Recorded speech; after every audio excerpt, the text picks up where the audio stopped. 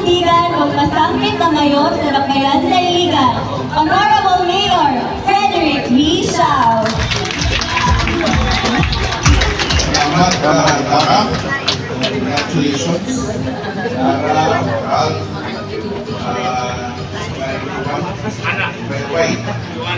Joanna. Ayun, from the office of the CHR. Congratulations. So, unang-una, may buntag sa may buntag sa atong Vice Mayor, Dodong Alimanya. Very supportive every Monday na agad dinhi. Pagpili na wakil siya absent. Hindi ko na ako may absent unless na importante mo. Ato mga councilors ang kanunay na ako dinhi. Councilor Michelle Sweet, Councilor Marlinyang, Councilor Sabi Shakor, Councilor Ramil Iburong, o ang atong department heads na natin karon, ato city administrator, ato DILG partners, no? Headed by Ma'am Maida Danyot, Madam Nero. Atong department head, ikan sa CHO. Sorry. Jimmy. Jimmy sa atin ko din eh. Ilugan na siguro si Ben. Sa inyong tanan, sa atong mga partners sa national agencies, may buntag, pagdihaan nato PFP, ato BGMP, na sa katunay, salamat sa inyong pagtambong sa atong weekly flag ceremony ini sa City Hall Amphitheater. So, usman ko, maayong buntag ka natong tanan. Unang-una, karong buntag after the fundraising, finally, naanatay groundbreaking sa atong Child Care Minding Center. Congratulations sa atong DAD office. Finally, nandito tayo isa ka kung basaw nila Child Care Minding Center. Kasi basaw na? Sa mga intended sa mga LGU employees, sa mga bagong nanganak, kung napagaling mga bata na natubo pa, while ang parents are working, nanatay kabinlan sa mga bata iya sa mga center. So this is actually dugay na kami plano, finally atong implement karong tuiga. Actually tulo na sa kabo, unang-una ang atong Women Crisis Center dito sa may Biglan, ato bugi groundbreak, then karong nagawa ang Child Minding Center, and then ang ikatulo,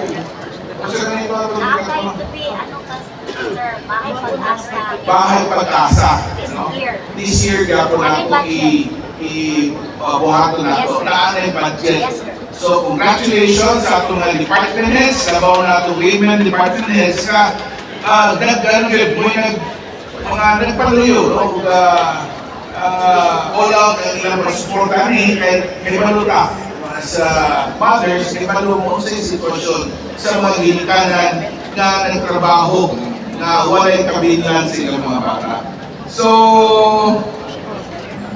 hatag na kong kamay report, no? Unang-una, ibalupa mo ang atong syudad sa Iligan, second runner-up sa pag-ulang na ipahigayo na Inemraa,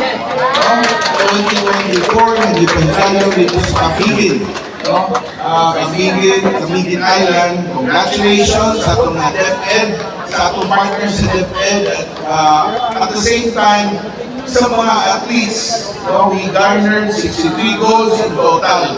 63 goals na akong nakakuha, and overall second runner-up ta. Pero ako lang explain naman na maka-proud ang atong kahintang karon. Kanya to, if you remember, a few years back, ang Enemra ang meet, represented by cities. Kaya ito, ngayon, nag-usamis sila, or Bukidnon, represented by Balay, Valencia. Karoon kayo sa mga kaning probinsya. kung tanaw ninyo, ang iligan ng pabilin, no? Ang Cagayan de Oro, ang iligan ng pabilin, no? As isa ka contingent, kay mo ka na ang isabutan na parang lesson na siguro ang participants, the best of the region, the best of the province, may ilang ikuha. So, ano sila, kaning by provincial wide ang ilang pag-represent dito sa NPA. But ang iligan, nagpabilin sa ka-team. No? And I'm happy to announce that kita ang second runner-up, no, number 3, kita overall nagpabilin isa ka-team, isa ka-contingent. So congratulations sa mga bata, wala tay probinsya, wala tay coalition, wala tay pool of talents from other places, puro homegrown na Ilocano. So, sa City Mangani, tanaw na to, kita ang champion because kita ang nagsolo na syudad na nag-place of task. Nag-place of task sa Na-pick up ang Cagayan de Oro for the first 10 years. Na-pick na itong Cagayan de Oro for the past 10 years. Kita ka na mas ni Labaw sa Cagayan de Oro. Okay na na. Swapo na po ng mga Cagayan. So,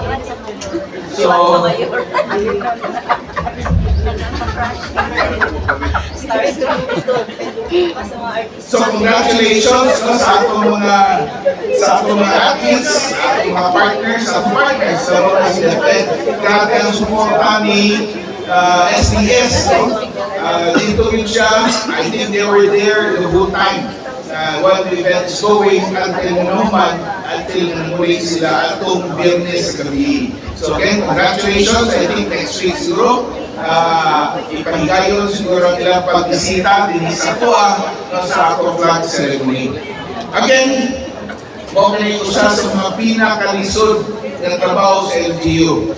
Kung saka, ang pagbisita sa Code 1. Isa na si Code 1, mo ka ng presidente sa atong nasod. Grabe ka lisod kung ay very, very important person na mabuti din sa siya.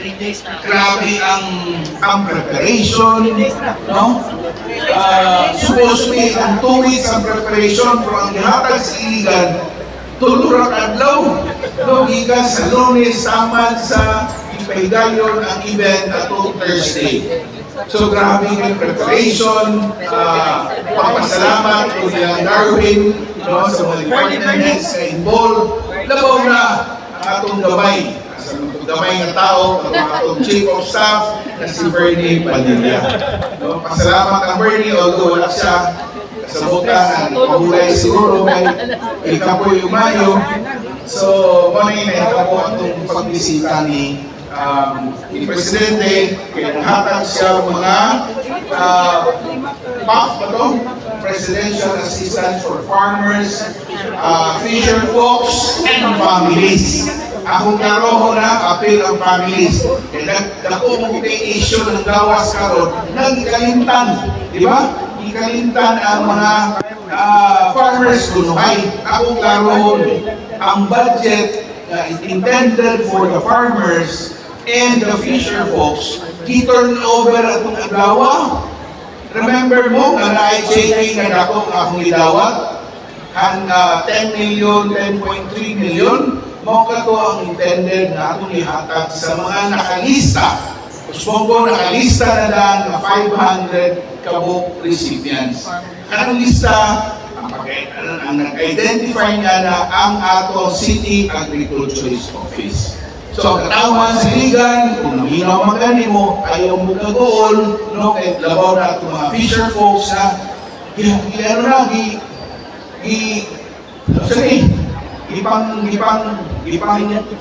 ipang-haylo na sila, ipang-brainwash na kuno, mawala sila tagay na ay intended para sa inyo, and then at the same time, ang DSWD, nagkastorya may usab, na naapagapoy mo sunod para sa atong mga farmers, atong mga fisher folks.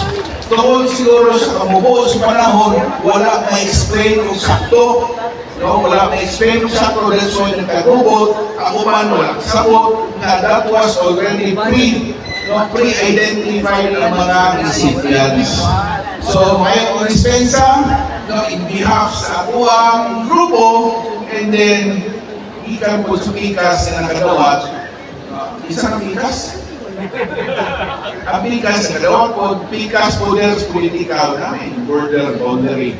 So, ang pikas na kadawat po sila, but honestly, no, ato ang napaingon yun sa mga tao, no, intended, walay bahin-bahin, walay tunga-tunga, kung bilang mga naihatag sa DSWD or ikan sa ilang AX na program, maugay gidawat sa tax sa recipient, which is exactly 10,000 pesos. Ilang kumukomment, ilang nadawat sa uwan, ilang katao ang nabahin. So, maunay ako ng lugar, may bahin po sila.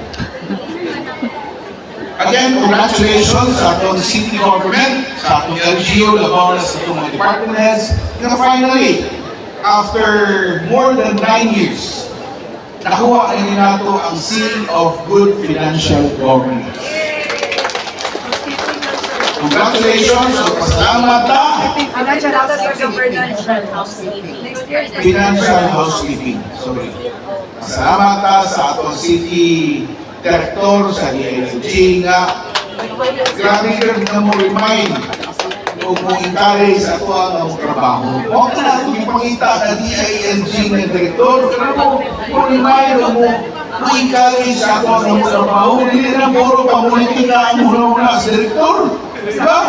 Kung politika ka, mo na mga sa DILG, kaya ang DILG, mo ka na mo tutulog ka na ito. Mo ka na mo guide ka na ito kung sa trabaho sa LGU. Kung napakay kalapasan, napakay mga sayo, i-remind ka mo na oy, tarunga na, dili na mao, sakto, kung kaya ang inyong buhaton.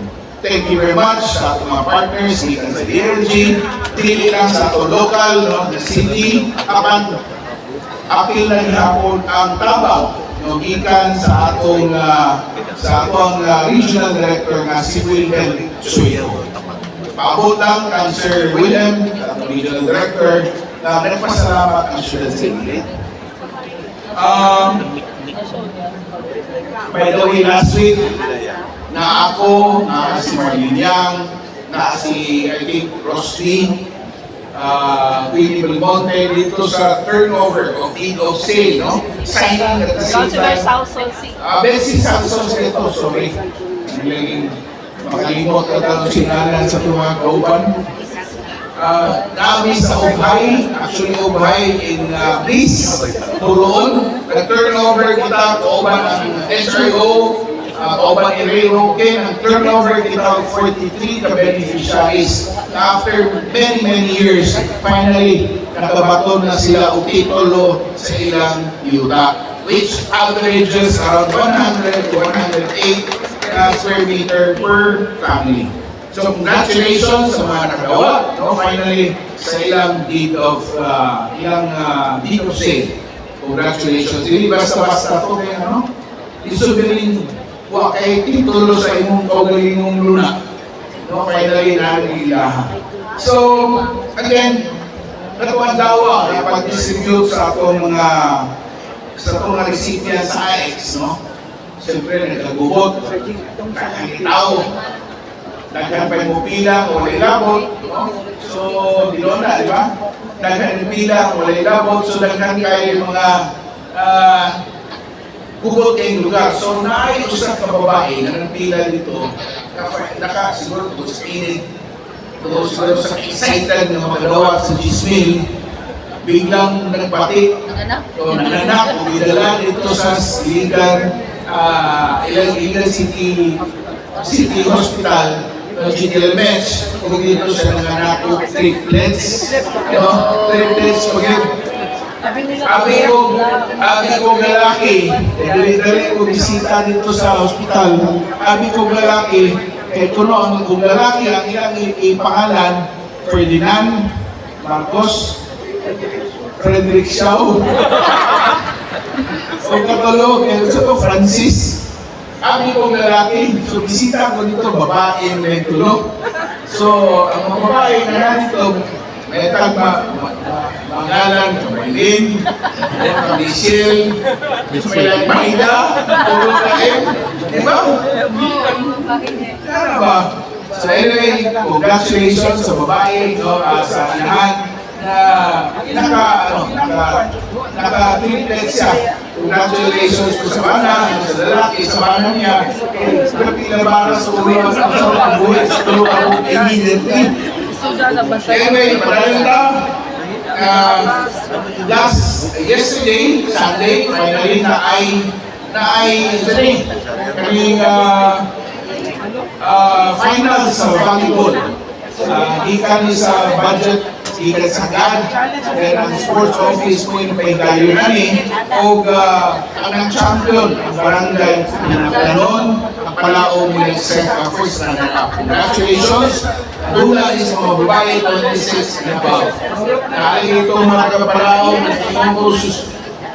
sa unang sports director ko, kamoy na dula, karoon, kamoy gabon. Ano ba ilain? So, makita na ito, mapaspas ng yung dagat sa panahon. Iguang kita. Anyway, padayan ko, ako lang po i-announce sa inyo na don't mind setback, no? Sa atong problema, sa atong market. Di na ito itago, tinuod na napindi kita sa siyak, no? Kayong, sa kanila siyak,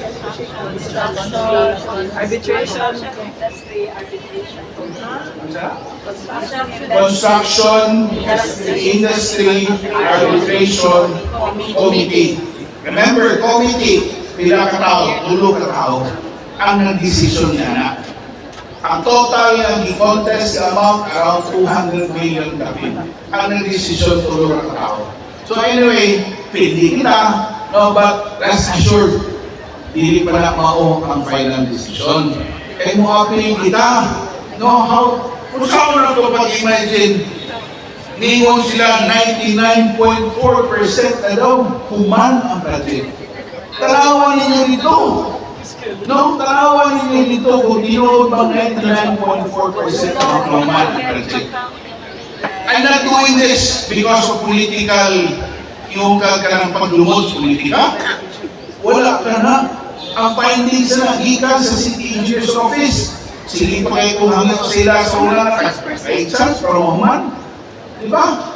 Ikawalo ng extension ang ilang ipangayo na wala nila tuguti. Kapito, no, pito ka gusto nilang extension na ipangayo sa City Engineer's Office na wala nila ihatag.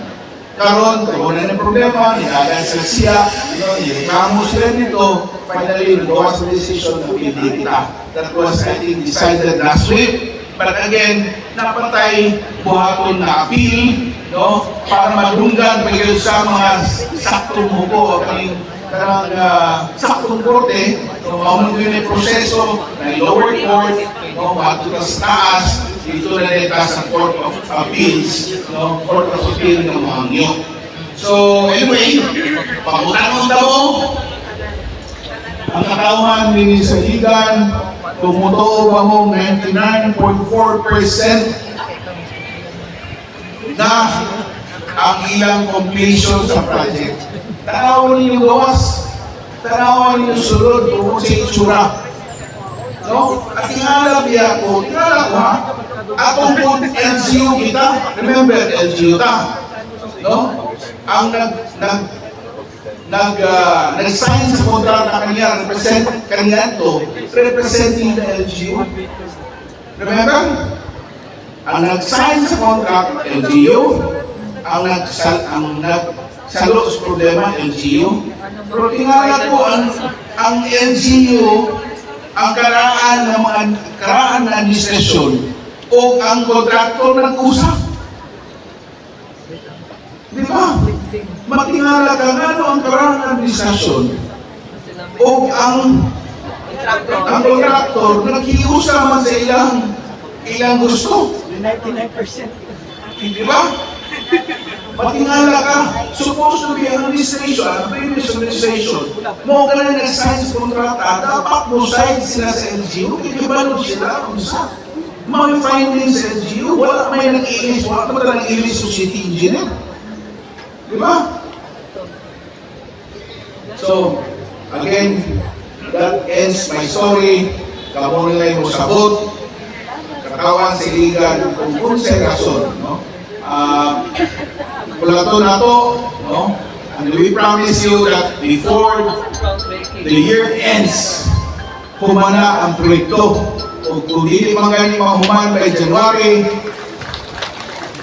siguro a few months of extension, mahuman ka na.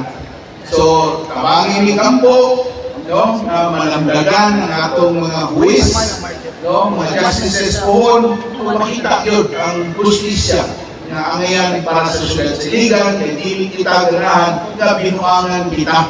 No, ang katawhan sa Iligan ang muy kantos, umang-antos ini kung atong indawaton dayon-dayon. Remember, kung ako'y mudawat na, ako na po'y mapailan kaso na sunod.